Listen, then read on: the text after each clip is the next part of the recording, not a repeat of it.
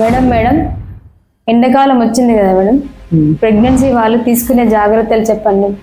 అవును శారద, మార్చ్ వచ్చేసింది కదా, ఎండాకాలం బాగా వచ్చేసింది.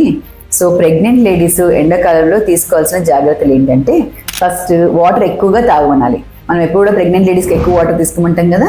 సో ఖచ్చితంగా గర్భిణీ స్త్రీలు ఇప్పుడు 4 to 5 లీటర్స్ దాకా వాటర్ తీసుకోవాలి ఖచ్చితంగా. ఎందుకంటే వాటర్ తక్కువ తీసుకుంటే ఉమ్మనీరు తగ్గిపోవచ్చు, యూరిన్ ఇన్ఫెక్షన్స్ రావచ్చు. అట్లాంటప్పుడు ప్రీటర్మ్ డెలివరీ అంటే నెలలు నిండకుండా కూడా డెలివరీ అయ్యే రిస్క్ ఎక్కువగా ఉంటుంది. కాబట్టి వాటర్ ఎక్కువగా తీసుకోవాలి. రెండవది, బయటకు ఎండలో రావాల్సి వస్తే ఖచ్చితంగా ప్రొటెక్షన్ తీసుకోవాలి. మేబీ వాళ్ళు గొడిగే వాడుకోవచ్చు, స్కార్ఫే కట్టుకోవచ్చు, ఏదో ఒకటి ఖచ్చితంగా తీసుకోవాలి. దానికి ఇబ్బంది పడకూడదు.